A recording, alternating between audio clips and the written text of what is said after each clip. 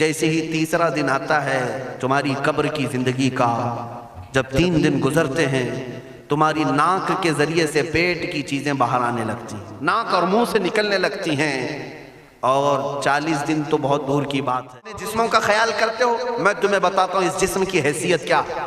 یہ جو چمڑی ہے اس کی حیثیت کیا ہے، یہ جو گوشت پوست ہمارے جسموں پر ہے اس کی حیثیت کیا ہے پتہ ہے تمہیں؟ اس کو سجانے کے لیے عورتیں 2-2 گھنٹہ شیشے کے پاس کھڑے ہو کر میک اپ کرتی رہیں۔ اب عورتوں کی طرف سے یہ میک اپ، لالی پاؤڈر اور کنگھیاں بالوں کو سجاتے رہے، اور تم اپنی باڈی کو بناتے رہے جیم میں جا جا کر کے۔ اب اس جسم کی حیثیت سنو، جس دن روح نکلی تمہارے جسم سے اور جب جنازہ لے جایا گیا، قبر میں تمہارے سب سے عزیز لوگ رکھ کر کے آتے ہیں، تختیاں قبر کی بند کر کے آتے ہیں، اتنی چھوٹی قبر کہ کروٹ لینے کی بھی جگہ نہیں ہوتی، ہاتھ پھیلانے کی بھی جگہ نہیں ہوتی۔ آج اپنے پلنگ پر سو کر کے دیکھو، کسی کا ہاتھ ٹچ ہو رہا ہے تو نیند نہیں آتی، لیکن قبر میں اتنی تاریک جگہ پر، چھوٹی سی جگہ پر، تنگ جگہ پر چھوڑ دیا جاتا ہے کہ مردہ کروٹ بھی نہیں لے پاتا، پھر پلس اس کو اوپر سے نیچے سے پیٹ سے باندھ کر کے رکھ دیا جاتا ہے۔ تمہیں پتہ ہے اب حکماں نے جو لکھا ہے وہ سنو بزرگوں نے، جیسے ہی تیسرا دن آتا ہے تمہاری قبر کی زندگی کا، جب 3 دن گزرتے ہیں تمہاری ناک کے ذریعے سے پیٹ کی چیزیں باہر آنے لگتی ہیں، منہ کے ذریعے سے آنتڑیاں یا جو بھی اندر کا لیکویڈ ہے سب باہر آتا ہے۔ 5ویں دن کان کے اندر سے بھیجا نکلنے لگ جاتا ہے۔ یہ جو بھیجا سر کے اندر ہے وہ ختم ہو کر کے سڑ کر کے پیپ کی شکل میں کانوں سے باہر آنے لگ جاتا ہے۔ ناک اور منہ سے پیٹ کی چیزیں، کلیجہ خون بن جاتا ہے، دیگر چیزیں سب کان اور ناک اور منہ سے نکلنے لگتی ہیں، اور 40 دن تو بہت دور کی بات ہے، 8ویں دن اس کا پیٹ پھٹ جاتا ہے، پیٹ پھولتے پھولتے پھٹ جاتا ہے، اور جیسی پیٹ پھٹتا ہے قبر میں کیڑے پیدا کیے جاتے ہیں۔ تم 1000 کوشش کر لو لیکن وہ کیڑے اسی کے لیے پیدا ہی کیے جاتے ہیں، ان کی غذا ہے۔ وہ ناک سے نکلا ہوا گودا، منہ سے نکلا ہوا گودا کھانے کے لیے کیڑے جمع ہو جاتے ہیں، پورے جسم پر طاری ہو جاتے ہیں۔ پیٹ جب پھٹ جاتا ہے تو اتنی شدید تعفن والی بو آتی ہے کہ قبریں بند ہوتی ہیں، ورنہ کئی لوگ صرف بو سے بیمار ہو جاتے ہیں، کئی لوگ۔ اور یہی ہمارے جسم کی حیثیت ہے، یہی ہمارے جسم کی حقیقت ہے۔ اور چند دن گزر جاتے ہیں کہ اس کی آنکھوں کی پتلیاں لٹک کر کے باہر نکلتی ہیں، اس کی آنکھوں کی پتلیاں باہر آ جاتی ہیں اور گڑے پڑ جاتے ہیں۔ اب جو جسم کے اوپر موجود گوشت ہے اس کو چونٹیاں، مکوڑے اور کیڑے کھانے لگ جاتے ہیں، کھاتے کھاتے 2-3 مہینے کے اندر اس کو صرف اور صرف ڈھانچے کی شکل چھوڑ دی جاتی ہے، ہڈیاں باقی رکھی جاتی ہیں۔ جن بالوں میں تم کنگھیاں کرتے ہیں ان بالوں کی جڑوں میں پیپ پیدا کیا جاتا ہے، ہر بال کی جڑ پیپ بہاتی ہے۔ اور جن چہروں پر تم پاؤڈر لالی لگا کر کے اس کو سجایا کرتے ہیں آئینے میں کھڑے ہو کر، ان چہروں پر اللہ تبارک و تعالیٰ ایسی جھریاں پیدا کرتا ہے۔ یہ تو عام لوگوں کی بات، اور اگر گنہگار ہیں تو ان کے چہروں پر بچھو چھوڑ دیے جاتے ہیں، بچھو چھوڑ دیے جاتے ہیں۔ کئی لوگوں کی قبروں پر سانپ ان کی ناک کو ڈستے رہتے ہیں اور ان کا گودا پیتے رہتے ہیں۔ سانپوں کا عذاب، بچھوؤں کا عذاب، یا قبر کے عذاب کے ساتھ یہ جسم گلا دیا جاتا ہے، ہڈیوں کے سوا کچھ نہیں باقی رہتا۔ تم کیا سمجھتے ہو مرنے کے بعد احساس نہیں ہوگا؟ مرنے کے بعد ہر درد کا احساس دگنا کر دیا جائے گا۔ آج زندگی میں جتنا تمہیں چونٹی کاٹنے سے درد ہوتا ہے، مرنے کے بعد یہ درد 10 گنا زیادہ بڑھ جائے گا، تمہیں اور درد ہوگا، اور درد ہوگا۔ یہی جسم جو کیڑوں کی غذا بن گیا، کفن ختم ہو گیا، ہمارے جسم میں پیٹ کا گودا باہر آ گیا، آنکھوں سے کانوں سے ساری چیزیں لکوڈ ختم کر دی گئی، بھیجا کانوں سے بہہ کر کے نکل آیا، بچا کیا ہمارے پاس؟ جس جسم کو ہم سجاتے رہے، سنوارتے رہے، اس پر ہزاروں پیسے بہاتے رہے، یہ جسم 40 دن کے اندر کیڑوں کی غذا بن گیا، سب ختم ہو گیا۔ میرے عزیزو، ہر انسان کے جسم کے ساتھ قبر یہی کرتی ہے، قبر دباتی الگ ہے، کیڑوں کا عذاب الگ ہے، بچھوؤں کا عذاب الگ ہے، لیکن یہ سب کے لیے احکام نہیں۔ کچھ وہ بھی جنازے ہیں جب یہاں سے جاتے ہیں تو ہزاروں کی آنکھوں میں آنسو چھوڑ کر جاتے ہیں، ہزاروں کی دلوں کی دھڑکن بن کر کے جاتے ہیں۔ ان کے جنازے جب جاتے ہیں تو اللہ کے ملائکہ بھی، فرشتے بھی ان کے جنازے کو اٹھانے کے لیے زمین پر آتے ہیں۔ یہ کون لوگ ہیں؟ جو اپنے سینوں میں عشق مصطفیٰ کی شمع روشن کیے ہوئے تھے. جینا چاہتے تو مصطفیٰ کے لیے، مرنا چاہتے تو مصطفیٰ کے لیے. فاضل بریلوی نے کیا خوب کہا، لحد میں عشق رخ شہ کا داغ لے کے چلے، اندھیری رات سنی تھی چراغ لے کے چلے. جب قبر میں جاتا ہے ایک عاشق رسول، اسے رکھا جاتا ہے، کفن اس کا بھی ہے، جسم اس کا بھی ہے، لیکن فرشتوں سے بھی کہا جاتا ہے اسے آہستہ سے جگانا، محمد عربی کا غلام ہے، رسول پاک کا وفادار ہے. اور کیڑوں کا اس کے جسم کو کھانا تو دور کی بات، فرمایا گیا قیامت تک اس کے کفن کو بھی میلا ہونے نہیں دیا جاتا. نہ تمہاری آنکھ سے، نہ تمہارے ناک سے، نہ تمہارے چہرے سے کوئی گودا باہر آتا ہے، کچھ نہیں میرے عزیزو. جسم تر و تازہ سلامت رکھا جاتا ہے. 1000 سال کیا 10,000 سال گزر جائیں، حوادث زمانہ بھی آئیں، لیکن اس کی قبر میں اس کا جسم سلامت رکھا جاتا ہے. اب تمہارے ہاتھ میں فیصلہ ہے کون سا جسم بنانا چاہتے ہو، وہ جو کیڑوں کی غذا بن جائے، یا وہ جس پر فرشتے بھی اتر کر سلام بھیجیں. میں نے خود میرے مرشد گرامی کے جنازے میں حاضری دی. حضور تاج الشریعہ بدر الطریقہ رحمت اللہ تعالی علیہ، جس مرد قلندر نے اپنی پوری زندگی عشق مصطفیٰ میں گزاری. آج تم نعرے لگاتے ہو تاج الشریعہ تاج الشریعہ، ان کے شب و روز دیکھے تھے کبھی؟ ان کی صبح اور شامیں دیکھی تھی کبھی؟ بہت پیر ہوں گے جو باہر پیر ہوں گے، اندر پیر ہوں گے، لیکن تاج الشریعہ کو میں نے اندر بھی دیکھا ہے، باہر بھی دیکھا ہے. آنکھیں بند بھی ہوتی، آنکھوں سے اگر کوئی چیز نظر بھی نہیں آ رہی ہوتی، تب بھی اتنا خیال ہوتا کہ کہیں سطر تو نہ کھل گیا ہو، کہیں پائجامہ اوپر تو نہیں ہو گیا ہو. سونے کے حالت کی بات کر رہا ہوں، کوئی نہ ہو تب بھی یہ خیال باقی رہتا.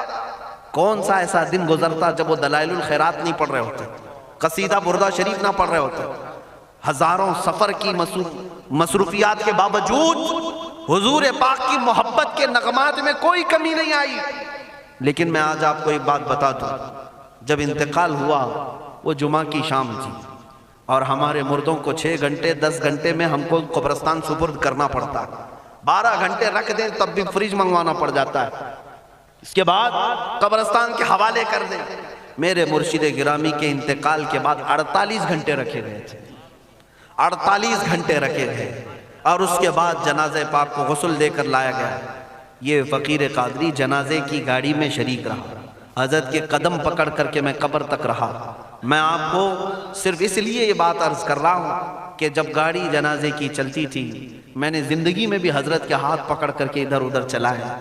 حضرت کے ساتھ جب جانا ہوتا تو بازوؤں کو ہم تھامے ہوتے، ہم کیا چلاتے، ہمیں وہ خود چلا رہے ہوتے، لیکن یہ ہم برکت کے لیے پکڑے ہوتے. جو نرم و ملائم جسم تھا، میں نے وفات کے بعد جنازے میں کھڑا ہو کر کے دیکھا، قدموں کو پکڑ کر نہ نرمی میں کمی آئی، نہ ملائم ہونے میں کوئی کمی تھی.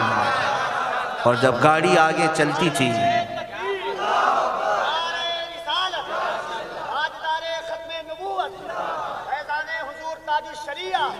جب آپ گاڑی جنازہ جس پر رکھا ہوا تھا چلتی تھی، تو میرے عزیزو زندگی میں جس طرح جسم نرم ملائم تھا، میں نے دیکھا کہ گاڑی جب اس کے دھڑکے ہوتے تھے ادھر ادھر، تو پیٹ مبارک اور سینے مبارک ویسے ہی ہلتا تھا جیسے کسی زندے کا ہلتا. ہاتھ پر انگلی رکھے تو خون سرک جائے اور پھر اپنی جگہ پر آ جائے. یہ کوئی مبالغے کی بات نہیں کر رہا ہوں، یہ آنکھوں سے دیکھی ہوئی چیز ہے. اور قبر انور میں رکھنے کے بعد جب ان کے صاحبزادے اور داماد نکل کر کے آئے، تو تھوڑی دیر کے بعد ہم نے دیکھا کہ چہرہ خود بخود قبلے کی طرف تھا. ہم اپنے مردوں کو رکھواتے ہیں، لیکن اس عاشق رسول نے اپنا چہرہ پہلے سے قبلے کی طرف کر لیا. یہ کرامات کہیں یا زندگی کی حقیقت کہیں، حقیقی بات تو یہ ہے جو مصطفیٰ کی یاد میں جاتا ہے. اس نے کیا ہی خوب کہا شاعر کہ میرے جنازے پہ رونے والوں فریب میں ہو بغور دیکھو، میرے جنازے پہ رونے والوں فریب میں ہو بغور دیکھو، مرا نہیں ہوں غم نبی میں لباس ہستی بدل گیا.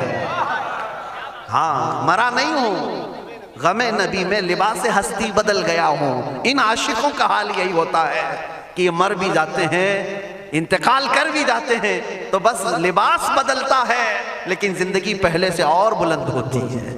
عزیزان گرامی تمہیں اسی بات پر میں لانا چاہتا ہوں، کون سی زندگی گزارنا چاہو گے؟ کون سی زندگی؟ یا عیاشوں کی، یا نچنیوں کی، یا مجرا کرنے والوں کی، ان ظالموں کی جو جہنم کی طرف تمہیں لے جانے کے لیے تیار بیٹھے ہیں؟ چند دنوں کی عیاشی ہے، تم گانے گا کر اچھل کود کر کے اپنے نفس کو تو راضی کر سکتے ہو، لیکن رب ذوالجلال کی رضا کبھی نہیں لے سکتے۔ آج تم دنیا میں فلموں کی زندگی جی کر کے تھوڑی دیر کی خوشی تو حاصل کر سکتے ہو، لیکن قبر کی راحت کبھی نہیں لا سکتے، قبر کا سکون کبھی نہیں لا سکتے۔ قبر میں اگر سکون چاہیے تو صرف ہمارے سینوں کو ادھر حوالے کرنا ہوگا، مصطفیٰ کریم کے حوالے کرو۔ اب اپنی زندگی کو بدلنے کا وقت آ گیا۔ اے میرے عزیزو، ناموس رسالت کی حفاظت یہی ہے کہ حضور کے اخلاق کی پہلے حفاظت کی جائے، حضور کی سنتوں کی حفاظت کی جائے، حضور پاک کے نام پاک کی حفاظت کی جائے، ان کی تعلیمات، ان کے احادیث کی حفاظت کی جائے، جس طرح صحابہ کرام نے اپنی جانیں قربان کر کے حضور کی عزت کی حفاظت کی ہے۔ آج وقت آیا ہے ان ظالموں کی طرف نہ دیکھنا، یہ بھونک بھونک کر کے تمہیں جگا رہے ہیں، بیدار کر رہے ہیں۔ میں جواب دیتا رہوں گا انشاءاللہ، لیکن ساتھ میں ان حادثات کو اپنے لیے ایک الگ انداز سے دیکھتا ہوں۔ اگر کوئی کتا کوفے میں بیٹھ کر بھونکتا ہے اور میرے نبی پاک کی عظمت پر حملے کرتا ہے تو درد تو ہوتا ہے، لیکن ساتھ میں عقیدہ بھی تو ہمارا یہ ہے، رہے گا یوں ہی ان کا چرچا رہے گا، رہے گا یوں ہی ان کا چرچا رہے گا، پڑے خاک ہو جائیں جل جانے والے۔ یا رسول اللہ تو گھٹائے سے کسی کے نہ گھٹا ہے نہ گھٹے گا، جب بڑھائے تجھے اللہ تعالیٰ تیرا، مٹ گئے مٹتے ہیں مٹ جائیں گے آدھا تیرے، نہ مٹا ہے نہ مٹے گا کبھی چرچا تیرا۔ یہ کتے کتاب لکھ کر کے کہتے ہیں محمد عربی کا چرتر، ان کے اخلاق، ان کے کردار برے تھے، اور ایسی کوئی چیز نہیں ہے اسلام میں جس سے امپریس ہو کر اسلام قبول کیا جانا چاہیے۔ محمد صلی اللہ علیہ وسلم کے نام کو اسلام سے ہٹا دینا چاہیے۔ ان ظالموں کو میں جواب دینا چاہتا ہوں، اے مسلمانوں، یہ تمہیں جگانے کے لیے آ رہے ہیں، یہ تمہیں بیدار کرنا چاہ رہے ہیں۔ اب اٹھو اور یہ بتاؤ تم کہاں کہاں سے میرے نبی کو مٹاؤ گے، کہاں کہاں سے؟ ارے ہمارے گھروں میں بچوں کی ولادت بھی ہوتی ہے، کان میں اگر ہم اللہ کا نام لیتے ہیں تو ساتھ میں محمد کا بھی نام ہے۔